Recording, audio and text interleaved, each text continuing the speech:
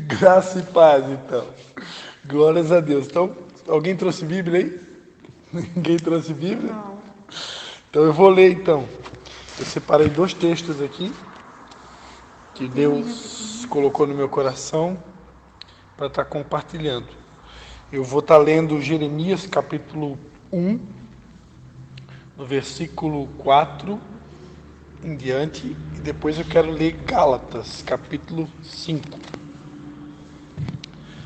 Diz assim a palavra de Deus, Jeremias capítulo 1, versículo 4. Veio a mim a palavra do Senhor dizendo: Antes que eu te formasse no ventre, te conheci, e antes que saísse da madre, te santifiquei. As nações te dei por profeta. Então disse eu: Ah, Senhor Deus, não sei falar, não passo de uma criança. Mas o Senhor me disse: Não digas, não passo de uma criança. Aonde quer que eu te enviar, irás, e tudo que eu te mandar, dirás.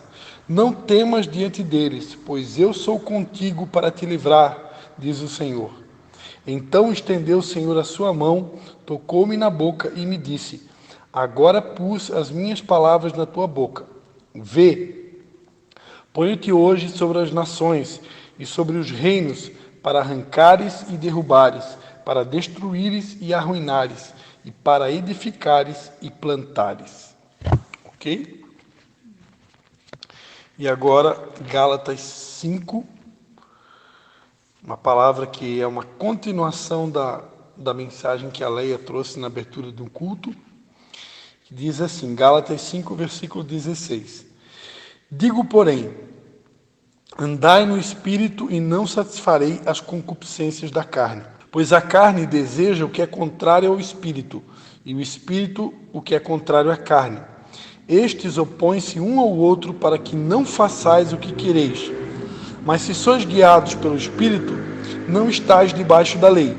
As obras da carne são conhecidas, as quais são prostituição, impureza, lascívia, idolatria, feitiçarias, inimizades, porfias, ciúmes, iras, pelejas, dissensões, facções, invejas, bebedices, orgias e coisas semelhantes a estas, acerca das quais vos declaro, como já antes vos preveni, que os que cometem tais coisas não herdarão o reino de Deus.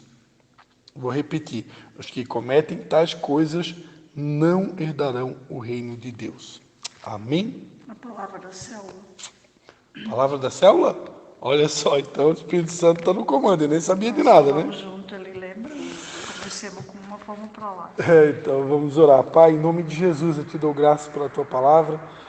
Eu te peço que o teu Espírito Santo possa estar nos direcionando, nos inspirando.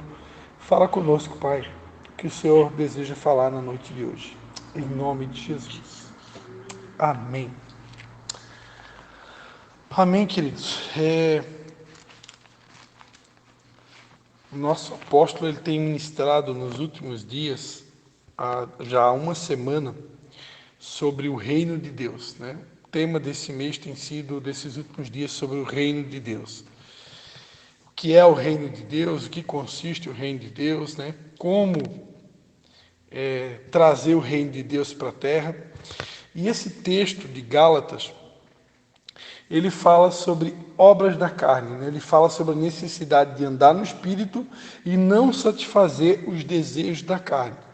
Porque essas obras da carne vão nos impedir de herdar o reino de Deus. E o que essa palavra tem a ver com o texto de Jeremias? A palavra de Deus diz que veio a palavra do Senhor a Jeremias, e Deus traz uma palavra aqui revelando, né, o chamado de Jeremias. E Deus vai dizer para ele, né, antes que eu te formasse no ventre, eu te conheci. E antes que eu saísse, que saísse da madre, eu te santifiquei. E as nações te dei por profeta. Então, a palavra de Deus vem a Jeremias revelando o chamado dele, que Deus já havia chamado ele, escolhido ele desde o ventre da sua mãe. Quando essa palavra chega para Jeremias, ele vai dizer o seguinte: Ah, Senhor Deus, eu não sei falar, eu não passo de uma criança. E é sobre isso que eu quero falar na noite de hoje. Eu quero falar sobre a forma que Jeremias respondeu ao chamado de Deus. Ele respondeu com autopiedade, com aquilo que a gente chama de autocomiseração, né? E é sobre isso que eu quero falar nessa noite. E vocês vão ver que isso daí é obra da carne, né? Autocomiseração ou autopiedade, que também é chamado na língua portuguesa de coitadismo ou vitimismo, isso é uma obra da carne, né? E depois eu vou provar que é. Então, Jeremias foi chamado por Deus, e nós sabemos que Deus, quando chama alguém, ele capacita, né? Deus, e aqui o próprio Deus fala com Jeremias, dizendo que ele ia colocar as palavras de Deus na boca de Jeremias.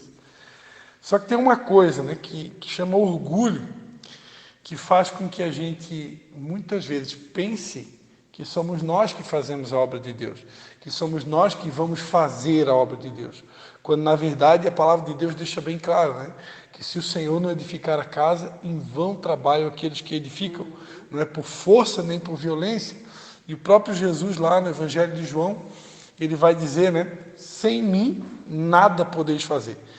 Então, tem um pecadinho chamado orgulho que faz com que a gente acredite que é nós que fazemos alguma coisa, que nós temos condições de fazer alguma coisa, quando, na verdade, Jesus deixou bem claro, sem mim, nada podeis fazer. Então, tudo que a gente precisa é de humildade, né? Tudo que a gente precisa é reconhecer, Senhor, eu não posso, eu não consigo, eu não sei, né? Agora, uma coisa é humildade, é eu chegar diante de Deus, Senhor, eu não posso, eu não consigo, eu não sei, eu preciso da tua ajuda, eu preciso que tu me capacite, eu preciso que tu coloque as tuas palavras na minha boca. Aí isso é humildade. Humildade é bênção, né? A humildade atrai honra, a humildade é a característica principal de Jesus, né? Jesus disse, aprendei de mim que sou manso e humilde de coração.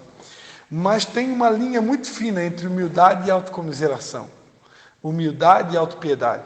Então tem coisa que é humildade, mas tem coisa que é autopiedade, né? E o comportamento de Jeremias aqui, eu quero crer que não foi humildade.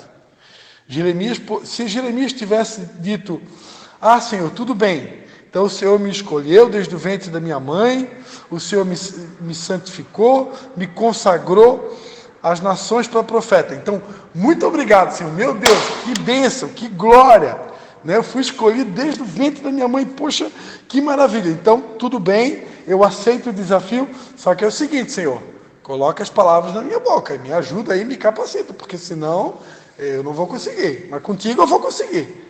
Mas essa não foi a resposta de Jeremias, né? Eu imagino que Jeremias disse assim, Senhor Deus, e agora, o que vai ser de mim? Eu não sei falar, eu não passo de uma criança, eu não vou conseguir, né? Então ele se fez de vítima, né? Ele se fez de vítima. Na língua portuguesa, autopiedade é um sentimento de piedade, de compaixão em relação a si mesmo, principalmente tendo em conta os seus próprios problemas, desgostos e decepções. É o vitimismo, tendência para se fazer uma vítima. E a autocomiseração é um sentimento de autopiedade, de pena de si mesmo, que sente dó de si próprio, né? É o coitadismo. É quando eu sinto dó de mim mesmo, eu tenho pena de mim mesmo, né? E o sentimento de pena é algo que não faz parte do caráter de Deus. O sentimento de pena é algo que Deus não aceita, não tolera no nosso caráter, né? Um exemplo na Bíblia é quando Deus chama o profeta Samuel para ungir o futuro rei de Israel, que era Davi, né? Samuel, quando Deus chama ele para isso, ele estava lá abatido, estava triste, estava deprimido, né? Por quê? Porque ele amava o rei Saul. Ele amava Saul e ele, na mentalidade dele, Deus não poderia eleger alguém para substituir Saul, né? Porque, afinal de contas, ele estava com a alma dele doente, ele gostava muito de Saul, né? Só que Deus disse: Samuel, até quando tu vai sentir pena de Saul, havendo eu o rejeitado? Então Deus teve que dar um checkmate em Samuel. Samuel, ei, vamos lá. Chega desse sentimento de pena, chega desse coitadismo, chega dessa vitimização. Eu tenho uma missão para ti. Levanta-te e vai até a casa de Jessé, que eu vou te mostrar o novo rei que tu vai ungir. E ponto final. E obedece e acabou, né? Mas Samuel estava ali, né? Ah, meu Deus, mas Senhor, e Saul, tadinho de Saul, que tadinho o quê, né? Ele pecou contra Deus, né? E Deus resolveu levantar um novo rei. Então, sentimento de pena não combina, né, com o Filho de Deus. Agora, o pior de tudo não é sentir pena dos outros. O pior de tudo é quando a gente sente pena da gente mesmo. E isso é autocomiseração. Isso é autopiedade. É quando eu sinto pena de mim mesmo, né? E esse sentimento de vítima, isso daí é algo que entristece a Deus. E isso é chamado também de idolatria. Por que eu li Gálatas 5 aqui, né? Porque a Bíblia fala que sobre as obras da carne. E uma das obras da carne é a idolatria. E a Bíblia diz que os que cometem tais coisas não vão herdar o reino de Deus. Autocomiseração, autopiedade, sentir pena de mim mesmo, isso é idolatria. É autoidolatria, eu estou idolatrando a mim mesmo. Quando eu tenho pena de mim mesmo, eu estou me autoidolatrando. Eu me tornei o meu ídolo, eu sou ídolo de mim mesmo. Eu agora me tornei mais importante do que as outras pessoas, mais importante do que Deus. Às vezes, Deus está me colocando diante de situações para me resolver, diante de pessoas para me ajudar, diante de pessoas para me servir, obras para me fazer, mas eu nem consigo fazer, porque eu estou tão fragilizado, eu estou tão preocupado com o meu problema, eu estou olhando só para dentro de mim, eu estou enxergando só a minha dor, o meu sofrimento, o meu problema, que eu já nem consigo mais enxergar a dor do outro. Ministrei aqui na célula de homens sobre a parábola do bom samaritano, né? Que o sacerdote passou para uma pessoa que estava ferida, machucada, e ele não deu bola, ele passou de largo. E depois veio um levita e também viu aquela pessoa ali espancada e também passou de largo. E precisou vir um bom samaritano que enxergou o problema e realmente fez o que tinha que ser feito. Não se sabe ao certo, né, o que fez com que aquele sacerdote e aquele levita se desviassem daquela pessoa que precisava de ajuda. Mas, trazendo para o contexto da palavra de hoje, será que aquele sacerdote, aquele levita, eles não estavam tão preocupados com os problemas pessoais deles, que acabaram esquecendo que tinha alguém ali precisando de ajuda? Então, às vezes, nós estamos tão vibrados, né, nos nossos problemas pessoais, muitas vezes nós estamos tão possessos, vamos dizer assim, né?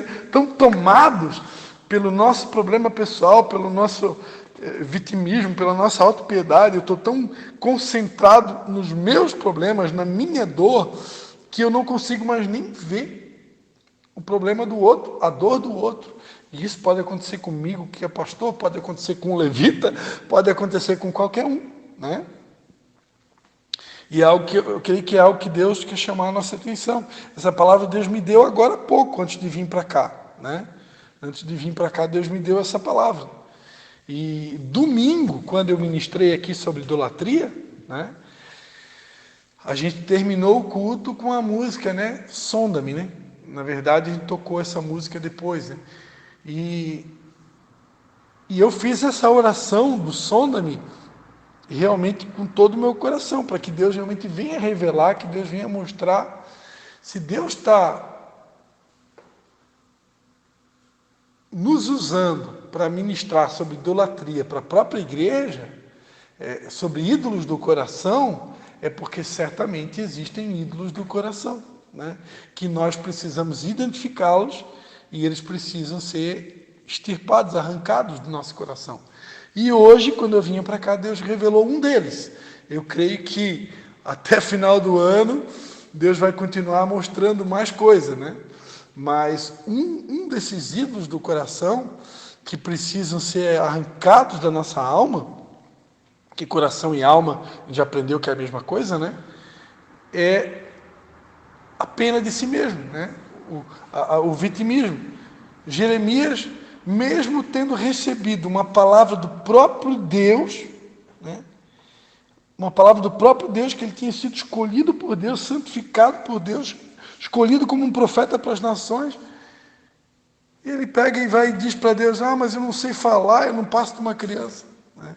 Parecido, né, com o caso de Gideão, né? Quando Deus chama Gideão: Senhor, mas eu sou o menor da família de Manassés, o mais pobre.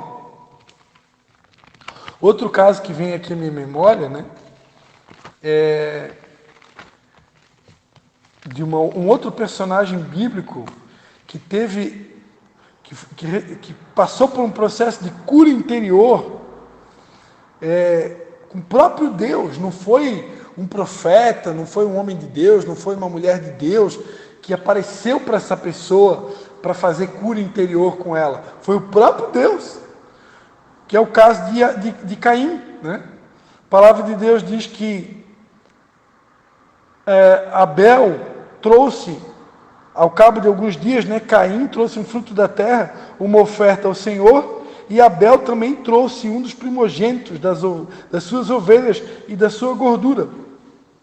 E a Bíblia diz então que atentou o Senhor para Abel e para a sua oferta, mas para Caim, para a sua oferta, não atentou. E aí a Bíblia diz que irou-se Caim fortemente e descaiu-lhe o semblante. Olha só, Caim ficou irado e ficou abatido, né? Caiu o semblante, né? A autocomiseração, a autopiedade, ficou triste, ficou abatido, porque Deus não gostou da minha oferta, porque Deus gostou só da oferta do meu irmão. Estou chateado com Deus, né? Então o Senhor apareceu para Caim e disse: por que tu está irado? Por que descaiu o teu semblante? Se procederes bem, não serás aceito? E se não procederes bem, o pecado jaz à porta, e sobre ti será o seu desejo, mas sobre ele deves dominar. Disse Caim a seu irmão Abel: vamos ao campo. Estando eles no campo, Caim se levantou contra seu irmão e o matou. Como é que alguém que depois de ter tido uma conversa face a face com Deus, o próprio Deus apareceu para ele e disse assim: é o seguinte, por que tu está abatido? Por que tu está com esse semblante aí caído? Por que tu está com essa cara aí de derrotado? Esse sentimento de desânimo? Se você proceder bem, você não vai ser aceito? É claro que ele ia ser aceito. Imagina se Deus vai rejeitar alguém. Imagina se Deus, que é um Deus feito de amor, o Deus da compaixão, o Deus da misericórdia, o Deus do perdão, imagina se ele vai rejeitar alguém. Até porque Caim não fez nada de errado. Caim não cometeu pecado nenhum. Pararam para pensar que Caim não cometeu pecado nenhum. A única coisa é que ele trouxe uma oferta para Deus, e Abel trouxe uma oferta, e Deus se agradou mais da oferta de Abel. Mas a Bíblia não diz que Caim estava em pecado, a Bíblia não diz que Caim fez uma coisa errada, muito pelo contrário, ele fez uma coisa boa, ele levou uma oferta. Só que Deus, a gente já estudou aqui, já pregou sobre isso, sabe que Deus se agradou mais da oferta de Abel, porque era uma primícia, né? E era uma oferta de sacrifício, porque Abel pegou uma ovelha, era uma oferta sacrificial, ele teve que sacrificar um animalzinho, enquanto que Caim pegou um fruto da terra. Então, na verdade, Caim não precisou sacrificar nada, ele pegou o fruto da terra. Era uma oferta, mas não era uma oferta sacrificial. Agora, Abel era uma oferta sacrificial, ele pegou o primogênito das ovelhas, primeira ovelhinha que nasceu, ele foi lá e sacrificou. Então, a gente sabe que oferta sacrificial agrada o coração de Deus, né? E era uma primícia, e isso agradou o coração de Deus. E por causa disso, a Bíblia diz que Deus, então, atentou para a oferta de Abel. Mas isso não quer dizer que Deus desprezou Caim, que Caim agora não presta, que Caim não serve para mais nada. Não está escrito nada disso na Bíblia. Simplesmente Caim Quando ele percebeu que Deus atentou para a oferta do irmão, ele se irou fortemente, diz a Bíblia. Ficou irado, né? Ficou pé da vida e descaiu o semblante, né? Eu imagino que o sentimento de autocomiseração, de autopiedade, tomou conta. Idolatria. Isso é idolatria. Por quê? Porque Caim, ele deve ter olhado para dentro dele, ele deve ter sentido pena dele. Ah, não, eu não aceito isso. Eu não aceito. Como é que Deus preferiu a oferta do meu irmão e não gostou da minha? Ah, não, Deus agora tem preferências. E ele começou a sentir pena dele. Ah, porque eu sou um coitado, porque eu sou vítima, que Deus preferiu a oferta do meu irmão e não preferiu a minha. E esse sentimento de vitimismo, de autocomiseração, isso é algo que entristece o coração de Deus. E isso é idolatria. Quando eu penso em mim mesmo, quando eu sinto pena de mim mesmo, quando eu acho que eu sou a última Coca-Cola, quando eu acho que eu sou a única pessoa que tem problema no mundo, é só eu que estou sofrendo, é só eu que tenho problemas, é só eu que tenho conta para pagar, é só eu que estou de luto, é só eu. Quando, na verdade, a palavra de Deus diz lá, em 1 Pedro 5, que os mesmos acontecimentos que estão acontecendo com os nossos irmãos se cumprem entre todos os irmãos no mundo inteiro. 1 Pedro 5,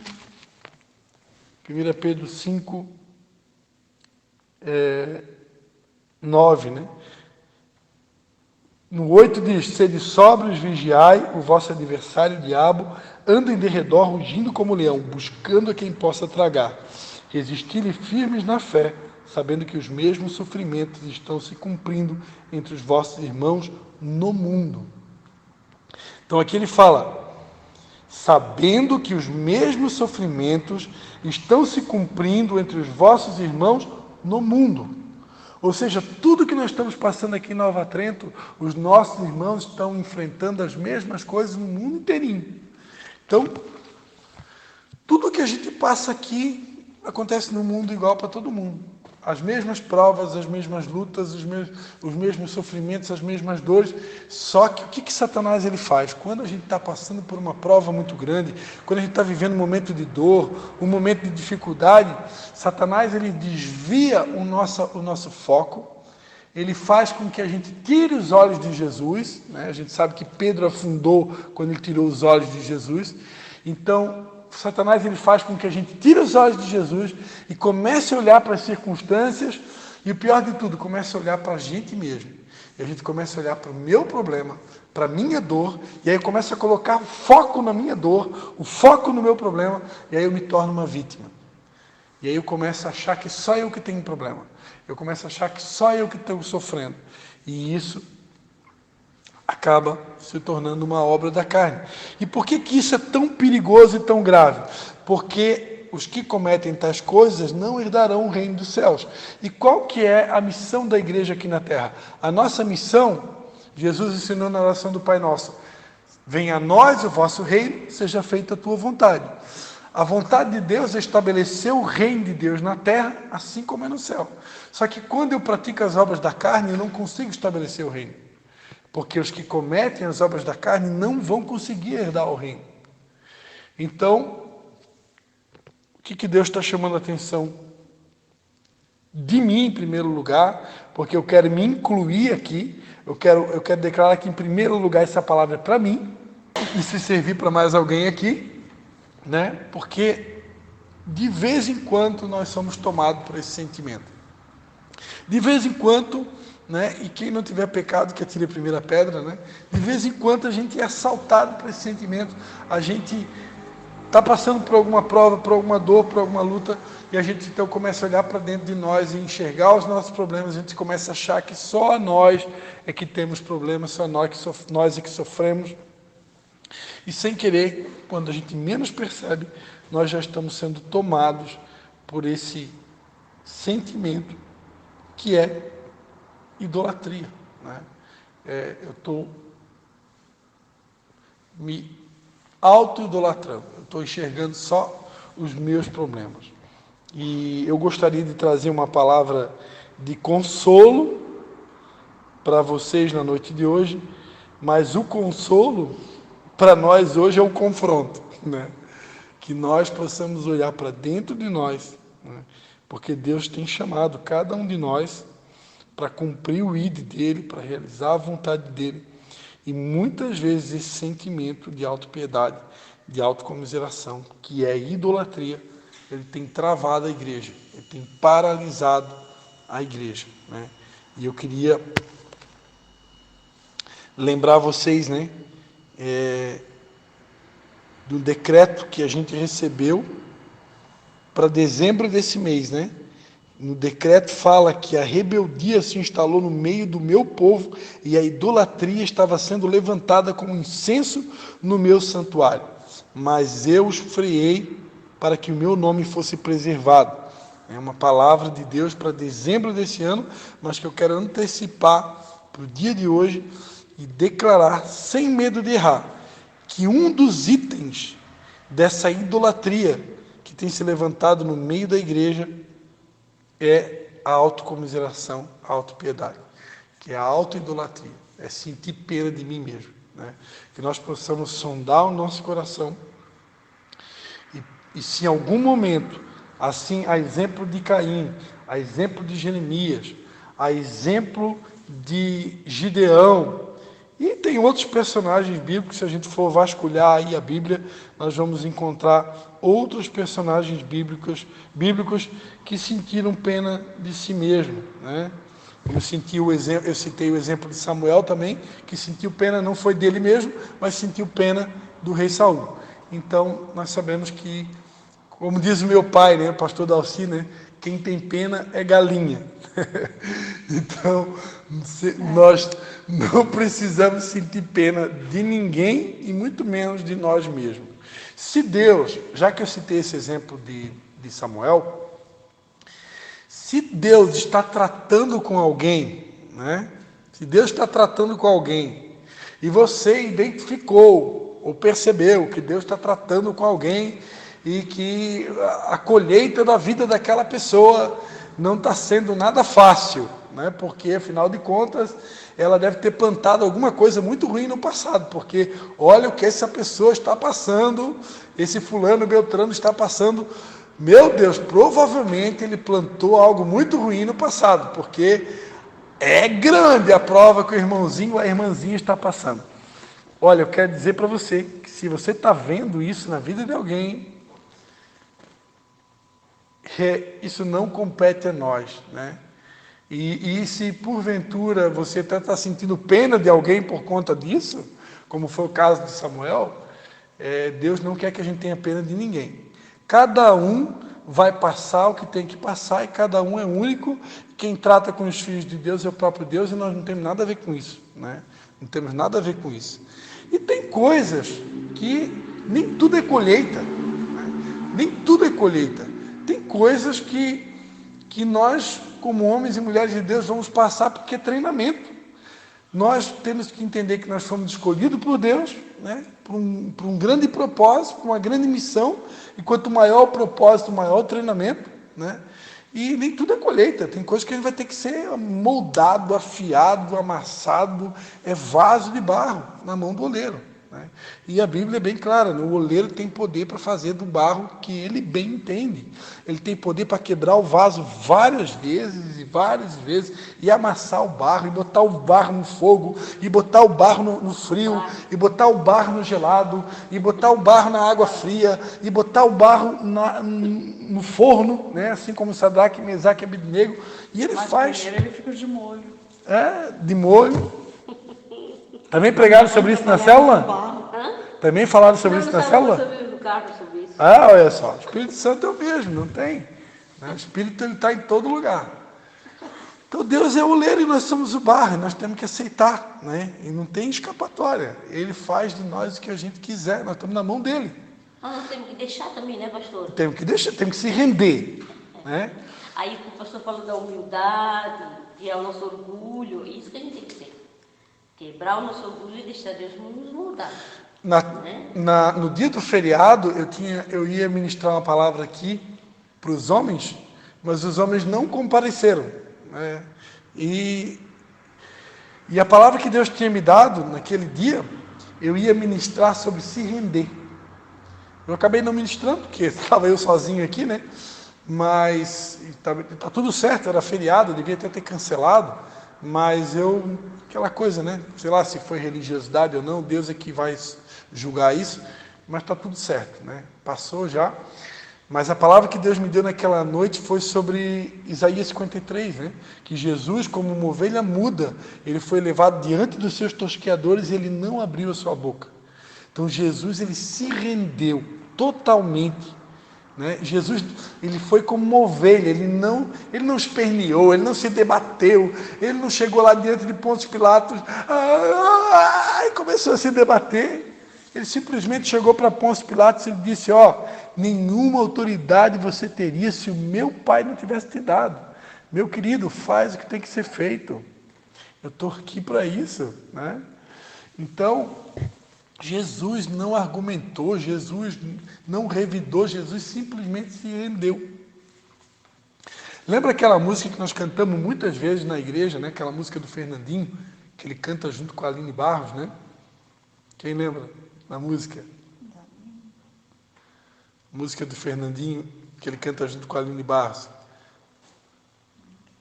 Nós cantamos muitas vezes aqui na igreja. Sim. Eis-me aqui, rendido estou. Mas é o Fernandinho canta junto? Eu sou teu e tu és meu. Fernandinho e Aline Barros. Eu achava que era só ela. Não, Fernandinho e Aline Barros. Minha vida dou a ti, Senhor, rendido a ti estou, e para sempre cantarei.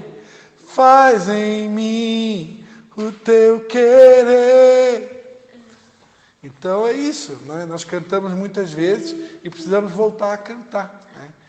Nós precisamos realmente nos render diante de Deus, como uma ovelha muda, assim como Jesus, e permitir que Ele faça em nós o seu querer, que Ele cumpra em nós o seu querer, né? A ovelha não esperneia, a ovelha não se debate, a ovelha não argumenta, simplesmente se rende, né? E desprovido desse sentimento de autocomiseração, autopiedade, que nós aprendemos aqui hoje, que é idolatria. E nós sabemos que, conforme está escrito, a idolatria atrai a ira de Deus, né? Mas, louvado seja Deus, que as suas misericórdias se renovam a cada manhã sobre as nossas vidas, e elas são a causa de nós não sermos consumidos. Se não fosse a misericórdia de Deus, nós estaríamos todos perdidos. Mas glórias a Deus, que a misericórdia de Deus tem nos alcançado. E a misericórdia de Deus tem um nome: Jesus de Nazaré. Ele é a própria misericórdia de Deus encarnado, que Deus amou o mundo de tal maneira que enviou essa misericórdia, chamado Jesus, para morrer na cruz no nosso lugar. Amém? Quero deixar essa palavra para nós na noite de hoje, né, que a gente possa estar sondando o nosso coração, pedindo a Deus para sondar o nosso coração, e que realmente Deus nos liberte, né, desse sentimento. Porque nós não somos vítimas, né? Nós somos filhos de Deus. Por mais que a gente possa estar passando prova, por mais que a gente possa estar passando luta, pode ser as piores provas, as maiores adversidades, ainda assim, em nenhum momento nós deixamos de ser filhos. Em todo o tempo nós somos filhos. Se é que nós já confessamos Jesus como nosso Salvador, nós somos filhos, né? E filho não é vítima, né? Nós não podemos nos comportar como o irmão mais velho do filho pródigo, né?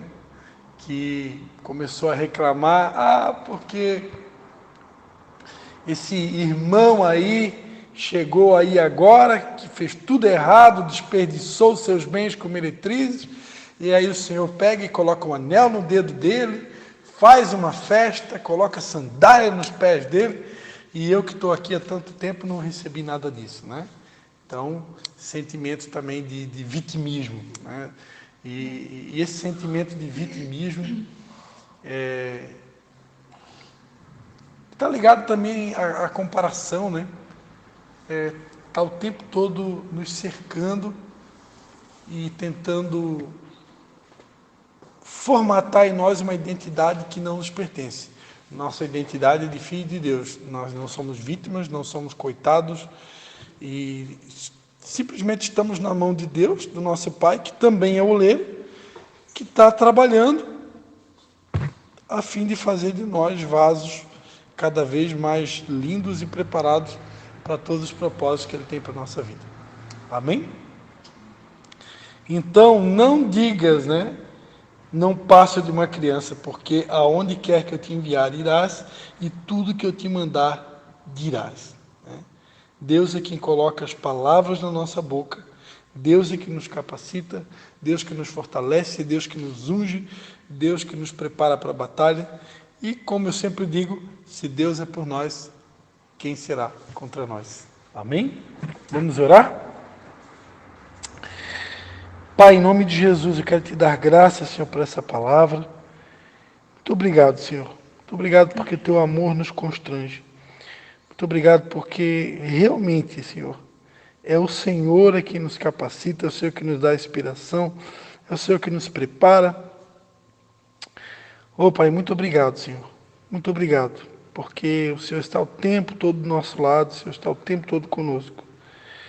Pai, nos liberta, Senhor. Nos liberta desse sentimento, Pai. Nos liberta de todo e qualquer tipo de idolatria, de auto-idolatria.